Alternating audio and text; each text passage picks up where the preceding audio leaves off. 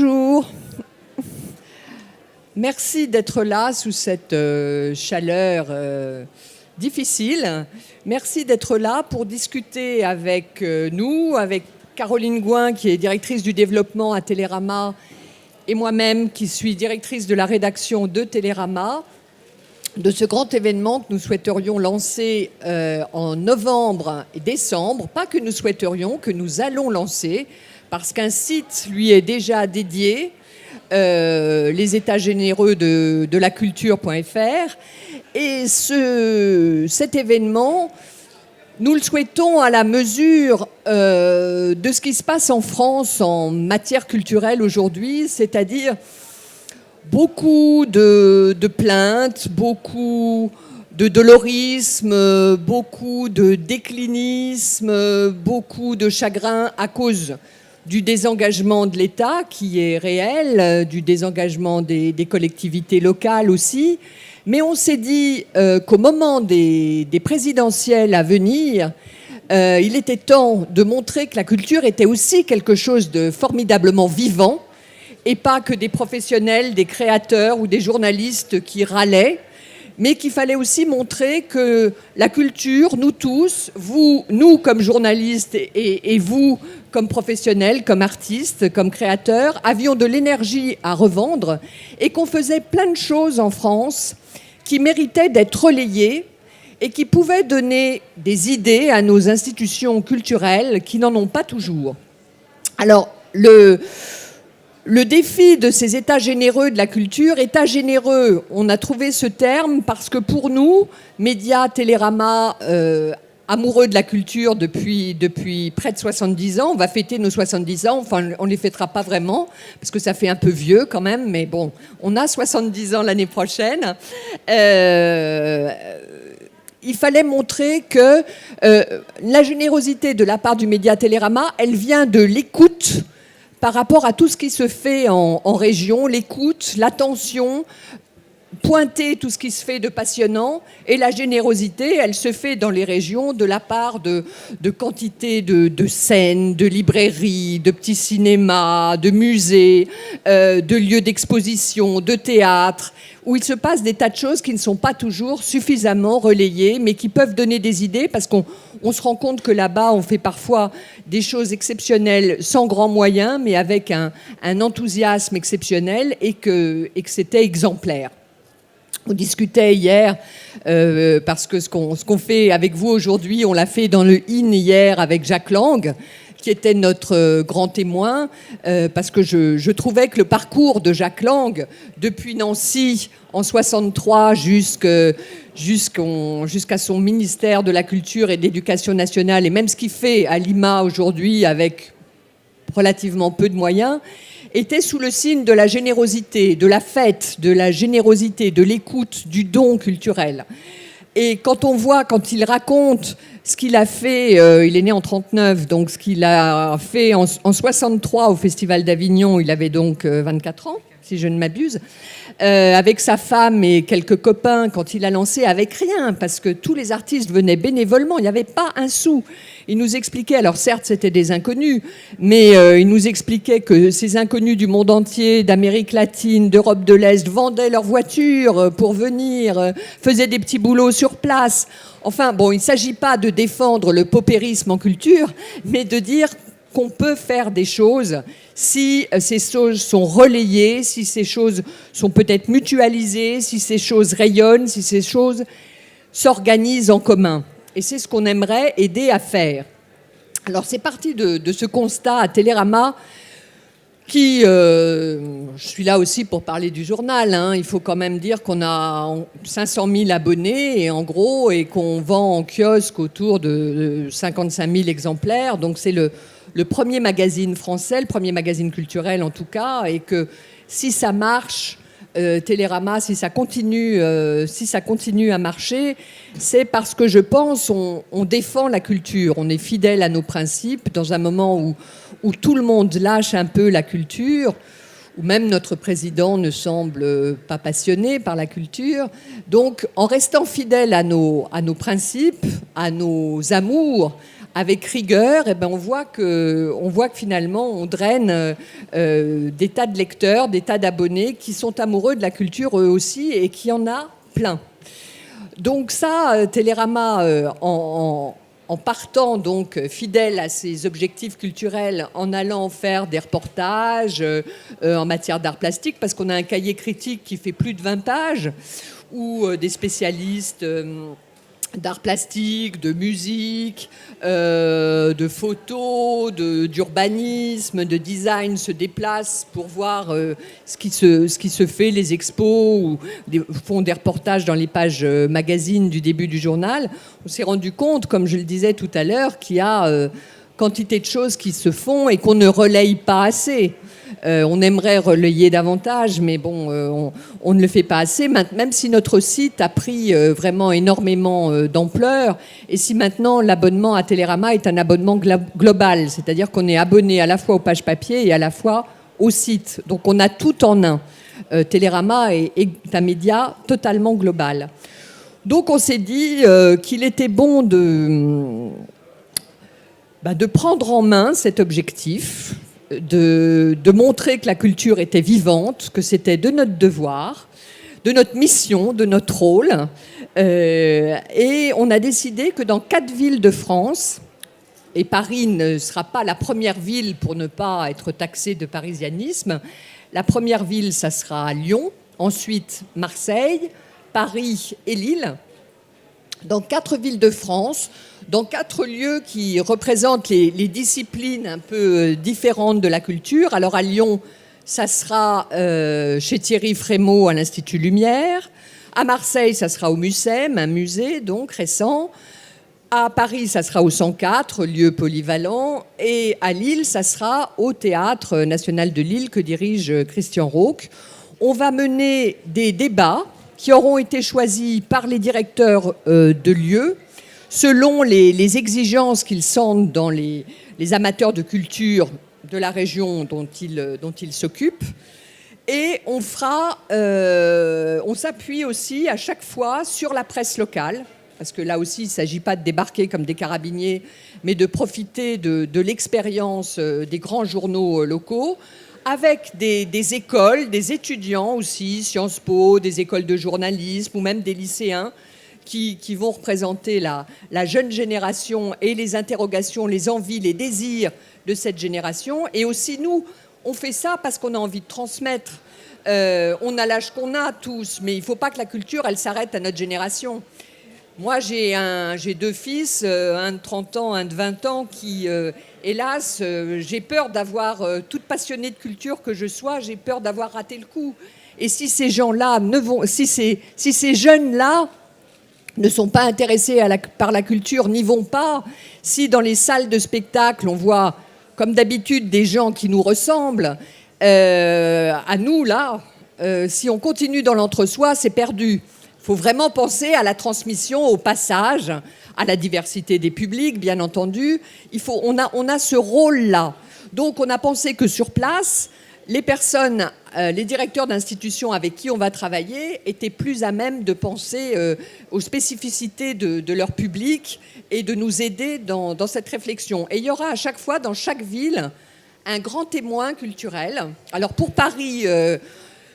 on a flirté un peu avec Ariane Mouchkine, mais qui finalement, comme elle prépare une création, à mon avis, n'aura pas le temps de se consacrer et d'être notre marraine.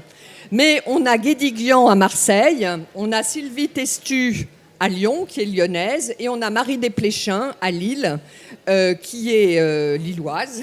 Et chacun de ces grands témoins culturels va encore enrichir nos débats en s'associant avec un jeune artiste de la région pour réfléchir avec nous. Alors, les débats, on a réfléchi aux thèmes qui se posaient et on en a trouvé 4. Alors, il y a évidemment vers une nouvelle économie et vers une nouvelle politique culturelle. Alors, encore une fois, pas un constat de ce qui se fait ou de ce qui ne se fait pas, de ce qui manque d'idées, de ce qui manque d'initiatives, de ce qui ronronne, mais au contraire, des idées pour que ça ne ronronne plus, a donné à Audrey Azoulay. Je l'ai d'ailleurs vu ici et je l'ai prévenu qu'on lui donnerait un livre blanc des initiatives qu'on trouvait exemplaires, à elle comme aux candidats des futures présidentielles. Ça sera le résultat de ces 4 rencontres. Et donc les 4 débats. Le premier, vers une nouvelle économie ou politique culturelle. Le deuxième débat, évidemment, sur la diversité des publics, la démocratisation, comment faire venir d'autres gens au théâtre, aussi bien des amateurs que des Européens, enfin tous ces gens qu'on ne voit pas assez, comment faire rayonner la culture en France. Troisième débat, le faire ensemble.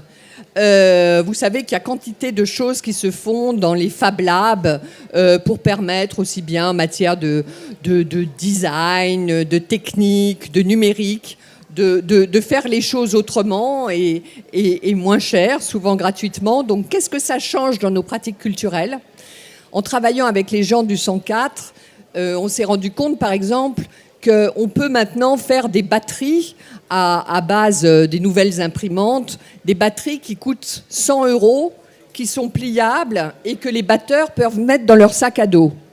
Il est évident que ce genre de choses qui mettent les batteries à 100 €, qui en font des objets transportables par tout un chacun, ça révolutionne la culture, ça révolutionne la musique, ça révolutionne les moyens d'en faire. Il nous citait aussi le cas de ce qui se fait dans des Fab Labs, dans des start-up. On peut maintenant, les danseurs peuvent, en dansant sur le sol, ou même les comédiens, faire en sorte que leur pas s'imprime sur écran vidéo, et donc toute la chorégraphie, tous les mouvements vont être notés immédiatement sur ordinateur. Il y aura la partition de ces gestes qui est si difficile et si longue à faire. Donc ça aussi, ça va révolutionner la manière de faire de la culture. Donc ça, c'est le troisième débat. Et le quatrième débat, c'est bien entendu le numérique. Qu'est-ce que le numérique ? Qu'est-ce que les réseaux sociaux ?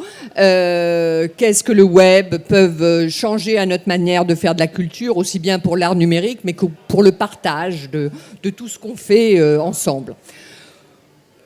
À ces débats assisteront des personnalités nationales et aussi locales, bien entendu. Et puis on a prévu des sortes de corners où toutes les initiatives de personnalités qu'on aura repérées, personnalité, j'entends personne, pas personnalité célèbre, et là c'est aussi le travail de défrichage que fait Caroline en rencontrant plein de gens en France, de France et de Navarre, et surtout en l'occurrence des 3 villes concernées.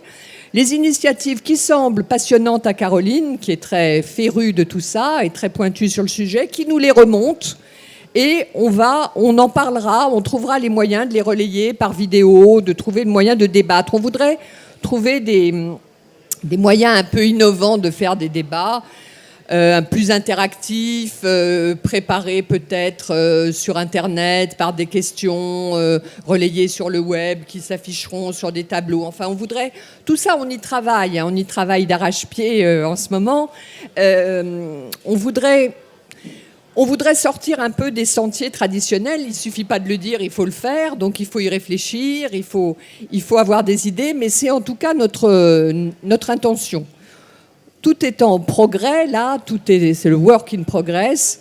On réfléchit, on voudrait que ça soit le plus ouvert possible, que tout le monde puisse s'y exprimer, qu'on soit à l'écoute de tous, pour que vraiment ça soit généreux. La générosité, c'est l'écoute, comme je le disais au début.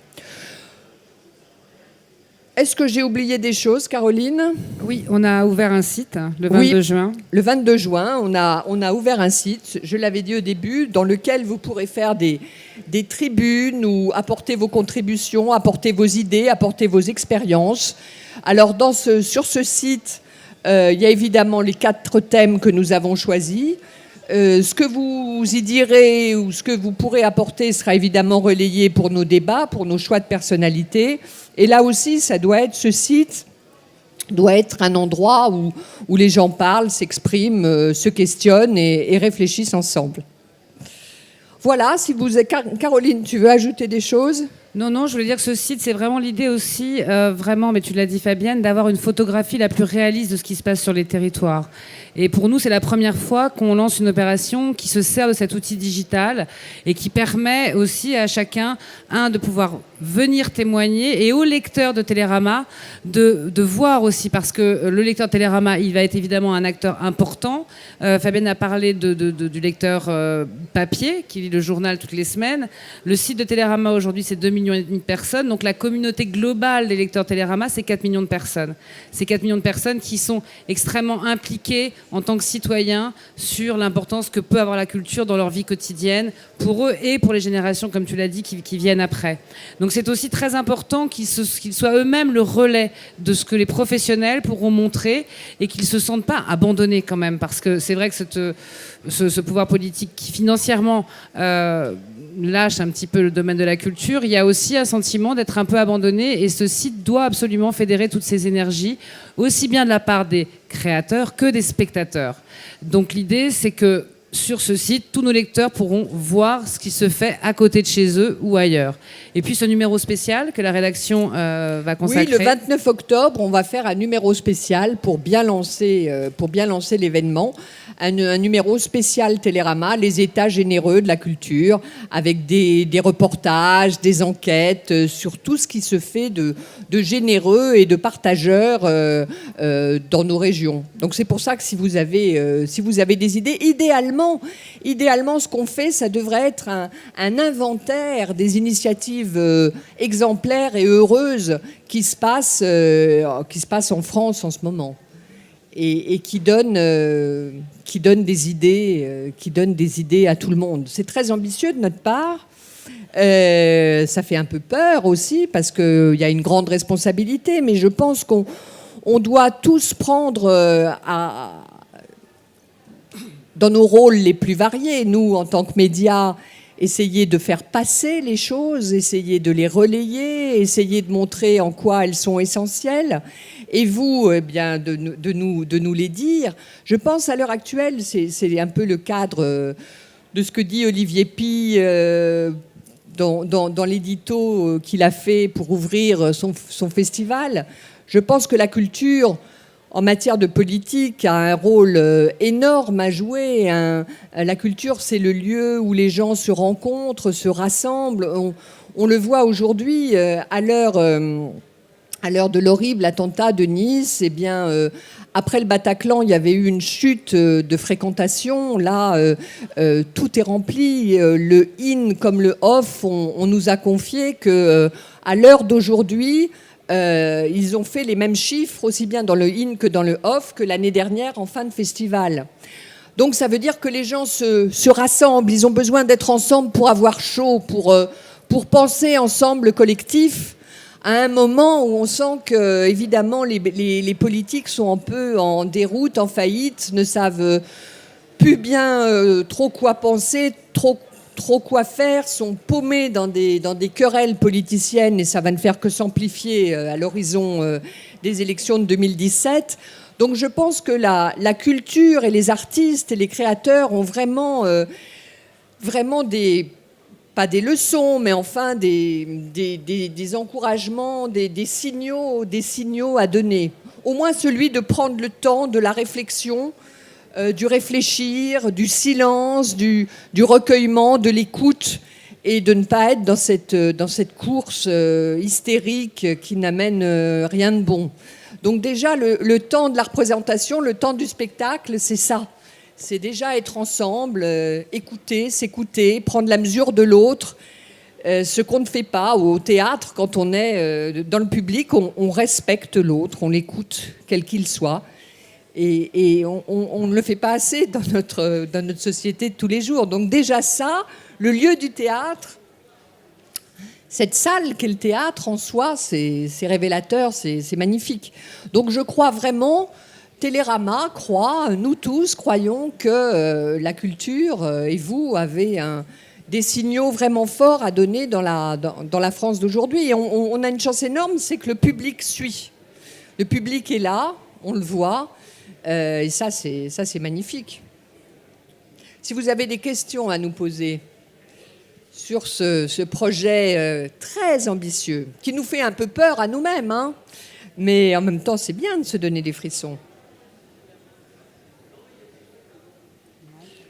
Pas de questions? Alors, oui, madame. Oui. C'est plus simple quand même. Oui, donc je disais simplement que je crois que c'est très bien que vous vous posiez des questions et que vous le fassiez de cette manière, mais j'ai l'impression que vous êtes un petit peu loin du terrain. Moi, je vois la compagnie donc, de ma fille que j'accompagne gentiment et gracieusement. Ils sont confrontés à des choses qui sont vraiment compliquées. Ils se sont tous rencontrés venant d'horizons divers. Ils se sont rencontrés au Conservatoire du 14e à Paris. Ils ont monté leur compagnie et tous les jours, ils ouvrent le paquet cadeau avec une surprise dedans, quoi. Et c'est hyper compliqué. Venir à Avignon, c'est un vrai sacrifice. Ils travaillent toute l'année à des petits boulots. Et on ne parle même pas des régimes de l'intermittence, hein, parce que ça aussi, c'est un grand cadeau qu'on leur a fait. Mais c'est bien que vous vous posiez des questions. Mais moi, je vous trouve un peu loin de la réalité des choses. Vous avez tout à fait raison, madame, et je mesure complètement ce que vous dites. Mais si on ne commence pas par un petit bout, le tout, c'est d'amorcer la pompe. Bien sûr qu'on s'est dit, je me suis dit ce que vous dites, bien sûr qu'on est loin des choses. Mais il faut commencer. Là, qui sait ce que ça va devenir, ces états généreux? Il y en aura peut-être dans d'autres villes. Ça intéresse plein. On reçoit un accueil assez bon partout où on va. Il y a des villes qui nous reprochent de ne pas y être allées. Donc, après, c'est peut-être aux villes elles-mêmes à prendre leur destin en main, à faire des états généreux qui seront organisés par les collectivités locales. Tout ça, c'est juste amorcer la pompe. Mais vous avez raison, bien sûr, bien sûr. Vous vous placez dans ce que j'entends dans vos repères, vous vous placez aux extrémités, c'est-à-dire une personne de chaque ville qui a une vraie visibilité, une vraie notoriété, et probablement des lycéens, si j'ai bien compris. Et puis des journalistes locaux. Allez voir les compagnies. Allez voir les compagnies. Mais bien sûr, Caroline, raconte ce que tu... On fait pas quand on va à Lyon, quand on va à Marseille, quand on va à Lille, c'est pas faire un bilan de ce qui se passe. D'abord, on a pris ces villes parce que ce sont des capitales régionales, que c'est plus simple. Pratiquement, c'est beaucoup plus simple. Mais quand on était à Lyon, on a rencontré des collectifs, on a rencontré des jeunes compagnies qui vont venir contribuer sur le site. C'est ça le travail qu'on fait en amont. Parce que les journées dont parle Fabienne, elles ont lieu en novembre et en décembre. Et dans ces villes, depuis le mois d'avril, on y va. Et la rédaction y est aussi allée. Donc c'est vraiment l'idée d'aller chercher le plus loin possible. Parce que Télérama est un journal dont l'objectif est de parler des œuvres pour qu'un maximum de gens aillent à la rencontre de ces œuvres, sur le cinéma, la littérature, le théâtre. C'est pas le travail du journal de parler de comment ça se crée. En revanche, dans la difficulté qu'il y a... Enfin, oui, mais on est quand même là pour que... C'est les deux. Mais il faut faire un choix. Et donc, l'idée là des états généreux du site qu'on a mis en place, c'est bien ça, l'objectif. C'est bien ça pour qu'on est là. C'est pour que vous rentriez et que vous disiez à votre fille, va voir ce qui se passe sur ce site, regarde et viens témoigner, toi, de ce que tu fais. Et comment la difficulté... Comment Ah mais comment état-généreux.telerama.fr. C'est un site de contribution. Elle vient raconter. Elle peut mettre des liens. Elle peut être sur les 4 thématiques. Voilà, on a voulu quelque chose d'extrêmement facile, hein, vraiment. C'est très bien qu'elle vienne raconter. On a besoin de témoignages. C'est avec des témoignages que d'autres rebondissent. C'est ça, faut amorcer. Encore une fois, faut amorcer le débat. Qu'elle fasse, même vous, ce que vous nous dites, le reproche que vous nous faites, écrivez-le. D'accord, pas de souci. Ils sont 5 dans la compagnie. On les encadre parce que, bien sûr, vous avez compris qu'autour, il y a le papa du metteur en scène, la maman de la comédienne, hein, voilà. Et on les accompagne avec notre expérience. Alors, nous, on n'est pas de ce milieu-là, mais on a un vécu de la vie et on essaie de les accompagner et de ne pas tomber dans des travers et des écueils administratifs, fiscaux, et j'en passe, et des meilleurs. Mais c'est vrai qu'ils luttent vraiment au quotidien pour exister. Et je le redis, venir à Avignon, c'est un vrai sacrifice. Ce sont des amoureux de la culture, du beau texte. Ils ont Lagarce, ils ont Duras, ils ont des gens comme ça. Et moi, je vais les inciter à venir témoigner. J'espère que vous les entendrez. Ah, mais bien sûr, c'est sûr, c'est sûr. Est-ce qu'il y a d'autres questions ? Alors, s'il n'y a pas d'autres questions, vraiment, allez voir notre site et dites-y ce que vous pensez. Il est déjà ouvert. Hein. Oui, il est déjà ouvert. Hein. Et on a besoin de vous pour cette opération, bien entendu. Elle ne se fera pas sans vous.